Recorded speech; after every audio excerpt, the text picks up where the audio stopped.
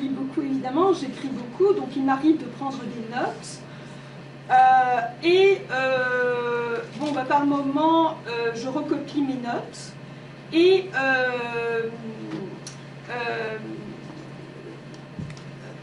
je recopie mes notes, certes, il m'arrive pas toujours de mettre la source de ma note. Ça l'a fait réagir, ça. Il faut qu'il soit fou pour vivre avec moi. Est-ce qu'on vient d'entendre ici, là? Oui, c'est nous. C'est vous, ça? Il faut qu'elle soit folle pour vivre avec moi, avec les nombres des fois que j'ai changé des vies, cette carrière, des modes de vie. Oui, et vous, est-ce qu'il faut que vous soyez fou à Sainte-Guillet pour vivre avec Nathalie? Pas à ce point-là, non. Bon, d'accord. Alors... un peu quand même. Ça met la table, un peu quand même. Alors, Hassan Guillet, qui est imam du Centre culturel islamique de Saint-Jean-sur-Richelieu, on l'avait reçu dans des circonstances tragiques, le 31 janvier dernier. Et quelques jours à peine plus tard, vous prononciez un sermon extrêmement important pendant une des cérémonies qui rendait hommage aux victimes de l'attentat de Québec. On va y revenir plus tard.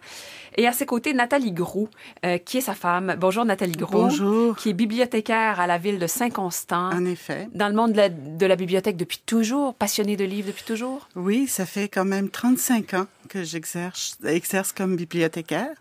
J'ai commencé comme bibliothécaire pour enfants, qui m'a suivi dans ma passion jusqu'à maintenant. J'ai un petit penchant pour la littérature jeunesse. Surtout une passion pour transmettre la culture et transmettre la littérature au grand public. D'accord. Et vous dites bibliothécaire depuis 35 ans. J'ai su tout à l'heure que vous êtes ensemble, mariés, je pense, depuis 33 ans. Ça veut dire que vous vous êtes connus, il paraît, dans une bibliothèque? Oui, en effet. Comment ça s'est passé? Quand j'étais étudiant, je faisais mon cours d'ingénieur. Elle était étudiante, elle faisait son cours de bibliothécaire. Mais on travaillait tous les deux à temps partiel à la bibliothèque de la ville de Montréal. Ah bon? Des aides bibliothécaires auxiliaires. Mm-hmm. À l'époque, on appelait ça surnuméraire. Mm-hmm. Et on remplaçait.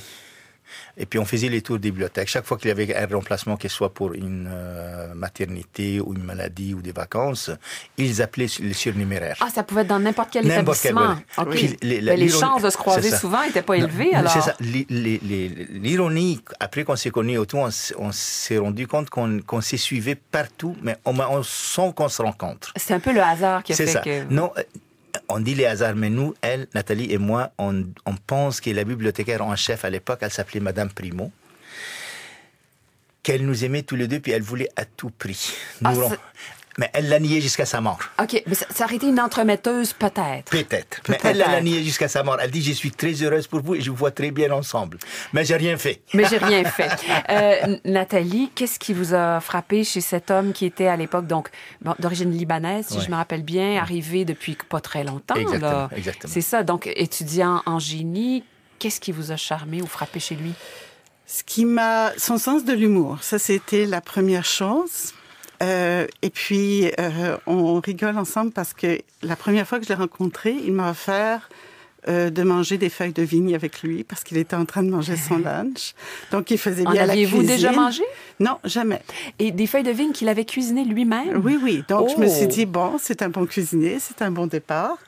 Et puis, ensuite, à part son sens de l'humour, par la suite, en le connaissant mieux, sa très grande générosité. Ça, je pense que c'est un trait de personnalité marquante chez lui. Oui. Puis vous, qu'est-ce qui vous a frappé chez cette jeune bibliothécaire? Mais surtout sa culture, sa gentillesse, bien sûr, et sa beauté physique, bien sûr, ça ne nuisait pas. Ce qui arrivait à propos des feuilles de vigne, c'était ça, la blague. À l'époque, j'étais étudiant, j'avais pas de sous. Donc, il fallait que je travaille pour étudier. Donc, je faisais la cuisine moi-même. Donc là, j'allais, et c'est pour ça qu'on soupçonnait cette bibliothécaire. Cette journée-là, c'était la journée de Nathalie, et moi, elle m'a invité pour travailler cette journée-là. Je ne sais pas pourquoi. Pourtant, on a remarqué qu'il n'y avait pas beaucoup de travail. J'étais à la cafétéria en train de manger. Nathalie arrive. Et la petite case, c'est pas une cafétéria, c'est une pièce en arrière où on mange, où on met ses manteaux, puis ainsi de suite. Donc, Nathalie arrive, moi j'étais en train de manger, en bon libanais, je me suis levé, je l'ai invitée à manger, et elle a dit oui. Donc, elle a mangé, elle a aimé ça. Tout d'abord, c'est un bon cuisinier. Mais ce qui arrive, j'ai une belle-sœur qui rigole toujours avec ça. Il lui a dit, viens manger, puis elle dit, yallah. Donc, elle a pris les feuilles de vigne et les jeunes mariés avec. Et le jeune marié avec, c'est ça. Est-ce qu'on sert des feuilles de vigne pendant les mariages au Liban? Pas nécessairement. Particulièrement. Non, c'est un repas comme les autres. Là. Mais ça tombait que cette journée, je faisais des feuilles de vigne. Mais ça aurait pu autre chose aussi. Là. Bon. Alors, donc, vous commencez à vous fréquenter, vous vous mariez assez rapidement, si j'ai bien compris. Ça, oui. Vous avez 4 enfants. Vous avez eu 4 enfants ensemble. Ouais. Et il est arrivé quelque chose d'absolument stupéfiant. Vous avez perdu un enfant. Effectivement. Oui. Vraiment, c'est... Bon, alors, Jamal, votre fils, qui avait 15 ans, si j'ai bien compris. Oui. Et d'une manière... On peut absolument pas imaginer que ça peut arriver, là. Non, en fait, il est allé se coucher le samedi soir et c'est tout simplement pas réveillé. Alors, le cœur s'est arrêté. Donc, il avait probablement une malformation qui avait jamais été détectée? Pas vraiment. Écoutez, c'est difficile. J'ai jamais très bien su. Il y a eu une autopsie. Tout ce qui était bactériologique a été écarté. Pas de malformation non plus détectée. J'ai un petit soupçon, mais c'est un peu délicat, mais il est mort donc le 4 avril, dans la nuit du 4 au 5 avril. Le 1er avril, il avait eu un vaccin. Et il avait réagi un peu au vaccin, mais il allait beaucoup mieux la journée du samedi. Donc, est-ce qu'il y a eu quelque chose qui a provoqué... Une réaction. Une réaction quelconque, je ne sais pas. Bon, alors, comment on réagit? On est un couple, on a 3 autres enfants. Hassan Guillet, vous êtes déjà à l'époque, vous êtes imam. C'est en 2009. Non, je n'étais pas imam à l'époque. Vous n'étiez pas imam encore, je suis devenu imam après. D'accord. Pas longtemps après. Nathalie, est-ce que, parce que je sais que vous êtes convertie à l'islam? Oui. Depuis quand? Ça fait pas très longtemps. Écoutez, j'ai pas compté les années, mais on peut dire à peu près... Mais c'était avant le décès de votre fils? C'était après. Après, d'accord. C'était après. Est-ce qu'il y a justement dans ce sens-là, comment est-ce que l'islam ou votre religion peut arriver soit à donner un sens, soit à consoler? Est-ce qu'il y a eu un pouvoir, une façon d'utiliser la religion dans un drame comme ça, ou ça reste profondément absurde? Oui, non, c'est certainement, parce que pour nous, comme musulmans, la vie fait partie de la mort et la mort fait partie de la vie. Nous croyons que notre vie sur cette terre-là est éphémère. Et c'est juste une étape vers la vie dans l'au-delà, qui est la vie éternelle. Je pense, vous, comme catholique, c'est plus ou moins la même chose aussi. Oui. Donc là, quand on a un drame comme ça, d'ailleurs, même dans mon sermon de vendredi, on les répète toujours, un verset du Coran, on dit « وَبَشِّرِ الصَّابِرِينَ الَّذِينَ إِذَا أَصَابَتْهُمْ مُصِيبَةٌ قَالُوا إِنَّا لِلَّهِ وَإِنَّا إِلَيْهِ رَاجِعُونَ » J'ai traduit, ne vous inquiétez pas. On dit « Donne la bonne nouvelle aux endurants, quand un malheur les atteint, ils disent « Nous sommes à Dieu et à lui on va revenir ». Donc, toujours, chaque fois que quelque chose arrive à nous, que ce soit la mort ou autre chose, on répète cette phrase. Oui. Mais Hassan Guillet, là, ce matin, vous pouvez me dire ça très calmement.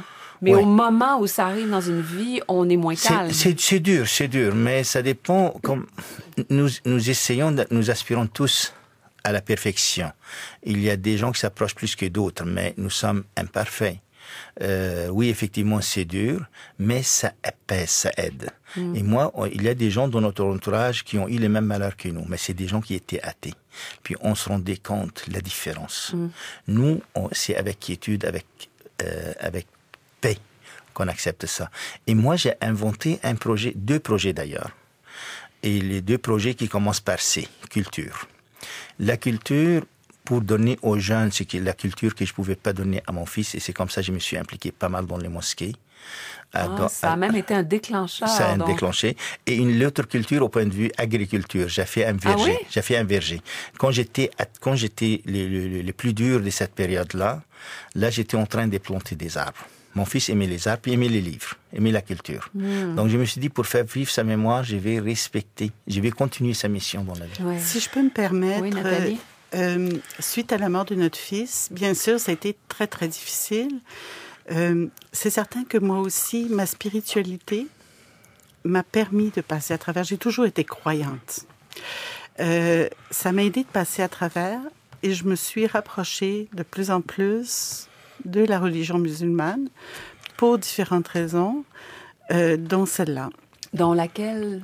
Dont la mort de notre fils. Le sens, d'accord. Et le surtout, sens qu'on pouvait lui donner. Le sens qu'on pouvait lui donner et l'entourage que j'ai eu au moment de la mort de mon fils. Parce que ça a été crucial pour moi. Les personnes qui nous ont entourés au moment où notre fils est décédé, beaucoup d'entre elles étaient des anciens amis qu'on n'avait pas revus des fois depuis 30 ans et qui ont fait preuve de beaucoup de compassion, de gentillesse, d'attention. Bien sûr, ma famille a été très proche de moi aussi, mais toute cette communauté musulmane-là, je l'ai vraiment sentie solidaire. Et ça m'a aidée dans mon cheminement. Au-delà de ça, ce dont Hassan parlait par rapport au fait de planter des arbres, je vais me permettre une toute petite anecdote avant qu'il décède. On avait un arbre à couper. Et Jamal nous avait dit, ah non, on coupe pas les arbres, ça se coupe pas un arbre, etc. Mais il fallait parce qu'il était à moitié mort. Et son père lui a dit, OK, Jamal, si tu veux, on va couper l'arbre, mais on va en planter 2 à la place. Et là, il a dit, OK, c'est bon, comme ça va. Et on avait donc planté 2 autres arbres. Donc, quand Hassan s'est retrouvé face un peu à un vide dans notre vie, c'est là que ces choses-là sont revenues et qu'il a senti le besoin de planter des arbres, et pas juste des arbres, mais un verger. Un verger qui allait donner des fruits et qu'on allait pouvoir redonner aux gens autour de nous. Parce que tous ces arbres-là, on en a quand même une cinquantaine. Sont tous des pommiers? Non, il y a des pommiers, des poiriers, des cerisiers. Oh là là, ça produit bien? Oui, même des figuiers, des raisins, si tu me permets de parler du verger, c'est mon domaine de spécialité. Vous êtes sur la rive sud de Montréal, donc c'est ça, à Saint-Rémy. Êtes-vous zoné 5, comme on dit? Non, agricole, on est zonage agricole. Non, je parle des zones climatiques. Oui, 5, dans ce coin-là. Oui. Oui, mais même j'ai des figues. J'ai une serre dans laquelle j'ai mis des figues. Et ce qui est drôle, comme imam, souvent, après le sermon de vendredi, les gens viennent poser des questions. Mais souvent, des gens, plutôt de poser des questions sur la religion, ils me posent des questions comment je peux faire pousser des figuiers ici au Québec. Parce que beaucoup de nos fidèles viennent de l'Afrique du Nord, où les figues... c'est des mauvaises herbes, presque, les figuiers. Ça pousse partout, puis eux, ils aiment beaucoup les figues. Donc là, ils sont tellement fascinés que j'ai des figuiers ici au Québec, mais c'est dans une serre. Et ces vergers-là, c'est un verger parc en même temps. Donc, tous les étés, on fait des grands meshouis, des grandes fêtes communautaires. Il y a une année ou deux, on avait 1500 personnes. Ils sont venus profiter de ça, les enfants, les adultes, les grands, les moins grands. Donc, c'est une porte ouverte. Donc là, je me dis, ce que je ne pouvais pas donner à mon fils, je le donne aux autres. Oui, c'est comme si... C'est vraiment presque un lieu en son hommage. Exactement. Tout à fait. Un parc Jamal, dans un sens. C'est ça, exactement. Nathalie, quand vous avez commencé à fréquenter Hassan Guillet, on était donc dans les années... Début des années 80, peut-être? Oui, c'est ça. Fin 70, début 80. Est-ce que vous diriez que le fait que votre copain soit un jeune Libanais d'origine musulman, est-ce que ça passait presque plus facilement à l'époque que ces années-ci? Est-ce qu'on se posait moins de questions à propos des différences religieuses à l'époque? L'appréhension n'était pas la même. L'appréhension était plus par rapport à la culture différente qu'à la religion différente. Je pense qu'avec tout ce qui s'est passé dans les dernières années, on focus beaucoup plus sur la religion, particulièrement la religion musulmane, malheureusement. Et quand vous dites la culture, à l'époque, on se posait plus de questions sur la culture. Est-ce qu'entre autres, il y a des gens qui vous disaient « Ah, il vient du Liban, il va vouloir que tu restes à la maison, que tu fasses tout ». Est-ce qu'il y avait une espèce de... J'ai entendu de tout. De tout, Madame Perrin. Mais moi, je le connaissais, je savais quelles étaient ses opinions. Moi, j'étais, je suis, je le déclare, féministe. Et on avait discuté de toutes ces choses-là ensemble. Et je savais que ça posait pas de problème entre nous. Mais c'est sûr que les gens, en premier abord, avaient des préjugés. Bon. Évidemment, vous vous établissez ensemble. Les gens ont appris à vous connaître, à voir que vous étiez absolument pas une femme prise effectivement à la maison, que vous gardiez toute votre liberté de penser et d'agir. À quel moment vous avez senti tous les deux est-ce que c'est le fameux septembre 2001 a été vraiment un point tournant dans ce que vous sentiez dans votre rapport avec la société québécoise? Ça a été un point tournant dans le monde entier, mais je pense que c'est une évolution. Septembre 2001 n'est pas venu de nulle part. Okay? Septembre 2001 est venu de conflits mondiaux, etc. Je vous rappellerai pas ici l'histoire mondiale, là. Mais il y avait des zones de conflit. Et il y avait des zones de conflit particulièrement entre l'Amérique et le Moyen-Orient. Donc, ce que vous voulez dire, c'est qu'il y avait déjà une méfiance. Il y avait déjà une méfiance qui s'installait. Écoutez, mettons les choses telles qu'elles sont, ça date du Moyen Âge, là, ces méfiances-là. Là. Mais il y a des périodes où c'est plus exacerbé que d'autres. Voilà. Puis il y a est-ce qu'on peut dire à Sainte-Guillette que ce sont des grands cycles? Parce qu'il y a aussi des exemples incroyables de cohabitation harmonieuse des religions à plusieurs moments de l'histoire de l'humanité des 2000 dernières années. Là. Mais regardez, premièrement, maintenant on parle un peu de la persécution des chrétiens au Moyen-Orient. Juste les faits qu'il y a encore des chrétiens au Moyen-Orient, ça prouve jusqu'à quel point la coexistence existait. Parce que l'islam est vieux de 1400 ans, plus que 1400 ans. Et puis il était dominant. À un moment donné, l'islam était dominant de la Chine allant jusqu'à la France. Et toutes ces minorités-là continuaient à exister et prospérer. Puis il n'y avait pas à l'époque l'Internet ou YouTube ou Twitter pour exposer la violence contre les minorités. Donc si ces minorités existaient, c'est parce qu'elles sont protégées par l'islam même. L'islam même interdit la persécution, interdit le meurtre, interdit Donc, tout le monde avait le droit de vivre en paix chez soi, qu'il soit chrétien, musulman, juif et tout. Donc, ce qui est maintenant, malheureusement, je ne vais pas faire de la politique, mais malheureusement, ce qu'on vit maintenant, c'est l'héritage du colonialisme. C'est le colonialisme, comme on dit, divisé pour régner. Il allait dans ces régions-là, puis monter les l'un contre l'autre, puis il disait aux minorités, parce que les gens voulaient avoir la liberté, leur indépendance, les colonialistes leur disaient, mais regardez, si on sort, les musulmans vont vous assassiner, ils vont vous torturer. Et puis là, ils achetaient des consciences, ils jouaient sur la peur. Comme maintenant, la droite, l'extrême droite, maintenant, c'est la même chose. C'est qu'on vit maintenant, c'est ça qu'on a vu dans les deux... À une certaine époque coloniale, dans certains pas seulement, savez-vous, à un moment donné, les deux plus grandes puissances musulmanes dans le monde, c'était qui? C'était la France et l'Angleterre. Comment ça, les deux plus grandes? On est à quelle époque, là? Le 18e, 19e siècle. Parce qu'ils à cause de leurs empires. Ils occupaient tout le monde musulman. Bah oui, c'est ça. Les musulmans étaient sous l'occupation. Et ces puissances coloniales montaient les gens l'un contre l'autre. Diviser les frontières. Mes parents, quand ils étaient nés, ils n'étaient pas nés libanais, ils étaient les nés syriens. La frontière, si on regarde la frontière en Afrique, quand on regarde les frontières au Moyen-Orient ou en Afrique ou quoi, souvent on voit des lignes droites, des généraux des puissances coloniales mettaient une règle, puis dessinaient des frontières, puis diviser les pays entre eux.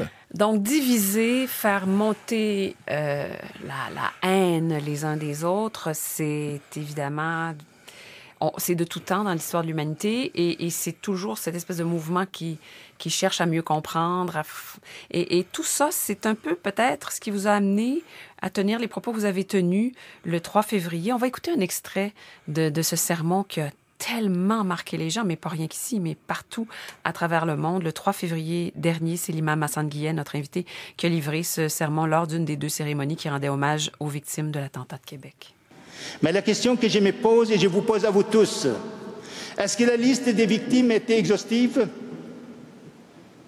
Est-ce qu'on a parlé de toutes les victimes? On n'a oublié personne? Moi, comme imam, comme musulman, comme être humain, je vous dis non. Il y a encore une victime de qui on n'a pas parlé. Et cette victime s'appelle Alexandre Bissonnette. Alexandre Bissonnette, mes chers amis, avant qu'il soit assassin, il était victime lui-même. Avant de planter les balles dans les poitrines de ses victimes, il y a des mots plus forts que les balles qui étaient plantées dans son cerveau. Et c'est ça qu'il faut qu'on fasse comme société. Qui est responsable? Nous tous.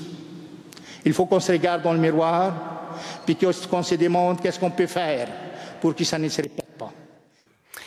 Alors, Nathalie, vous écoutez ça, je pense que ça a dû vous frapper. Vous étiez sur place? Non, en fait, j'étais encore au travail à la bibliothèque quand ça a été fait. Mais je l'ai réécouté sur YouTube, etc. Est-ce que vous saviez qu'il irait si loin? Non. Hassan n'est pas quelqu'un qui écrit à l'avance ses interventions. Lui-même, je pense qu'il a décidé un peu à la dernière minute de s'adresser de cette façon-là. Mais c'est le fruit d'une réflexion, certainement. En fait, vous aviez un peu dit cela ici même, le 31 janvier. Vous aviez dit qu'il a été victime de sa haine. Oui, effectivement. Oui. Alors, vous êtes vraiment... je vous ai entendu dire que vous aviez décidé spontanément de le faire. De le dire. De le dire. Je les croyais, je les voyais. Mais les faits... Parce que moi, je me suis dit, j'ai pas pensé à J.K. Rowling, j'ai pas pensé à Trudeau, j'ai pas pensé à vous, j'ai pensé à personne. Moi, mon public, mon audience était les 6 veuves et les 17 orphelins qui risquaient d'être dans la salle, et les gens qui étaient dans la mosquée, qui ont vu les sons sur le mur, qui ont vu leurs frères tomber devant eux. Mais c'était très dur de leur dire ça. Justement, c'est ça, c'est pour terrible. ça. C'est ça, je vous dis, le courage que j'ai pris et les risques que j'ai pris. Moi, je me suis dit, juste en montant, parce que j'y croyais profondément, j'étais qui Hassan pour aller s'adresser à une veuve, pour lui dire, vous savez, l'autre est une victime aussi. Mais après tout, j'ai une responsabilité devant ma conscience et devant mon Créateur. C'est pour ça, à la dernière seconde, je me suis dit, non, il faut que... C'est comme l'histoire ou les fables, les rois est nu, je pense que vous le connaissez. Le roi est nu, oui. C'est comme ça, peut-être beaucoup de gens pensent comme moi, mais il n'y a personne qui ose le dire. Oui. Moi, je suis assez fou pour le dire. donc là, j'ai pris le courage. Et j'avais toujours peur que quelqu'un s'élève dans la salle de guide, t'es qui toi pour me faire le moral? Sort d'ici. Et si c'était ton frère ou ton fils qui était mort sur les balles, est-ce que tu aurais dit la même chose? Et la personne qui m'aurait dit ça aurait eu raison. De le dire, aurait eu droit de le dire et d'être choqué. J'aurais pas été choqué. Mais il fallait que la vérité sorte. Parce que c'est vrai, j'y crois profondément, je persiste et je signe. Alexandre Bissonnette est victime. Il est en même temps assassin et victime. Comme moi, en même temps. Je suis père, mais je suis fils. Vous êtes mère, je ne sais pas si vous êtes mère ou non, vous êtes mère et vous êtes la fille de votre mère. Donc, lui, il est l'assassin de ses victimes, mais il est la victime de ceux qui ont empoisonné sa tête. Donc, il faut qu'on fasse la part des choses. Et surtout, ce que je voulais pas. Je voulais pas que nous tous, comme société, qu'on se cache derrière cette personne, puis qu'on dit, OK, c'est lui l'auteur de cette tragédie, on l'a arrêté, il est jugé, on va le mettre en prison, puis tout va bien. Tout est réglé. Tout est réglé. Oui, ça, c'est important. Pas réglé. C'est ça. Nathalie, dernier mot, vous étiez fière de lui? Très fière. Oui. Même je l'ai fait pleurer aussi, là. Même maintenant, je vous parle, puis je suis encore émue. Parce que c'est des convictions personnelles profondes. Et je suis très, très fière de pouvoir être associée avec quelqu'un qui a autant de sensibilité, autant de générosité. Merci infiniment d'être venus en studio tous les deux ensemble ce matin. Hassan Guillet, imam du Centre culturel islamique de Saint-Jean-sur-Richelieu, et sa femme Nathalie Groux. Alors, un beau couple qu'on avait le plaisir de découvrir ce matin dans notre série d'histoires de couple. Merci beaucoup pour votre visite. Merci beaucoup. Et on se retrouve demain. Je lis beaucoup, évidemment, j'écris beaucoup, donc il m'arrive de prendre des notes. Par moment, je recopie mes notes. Et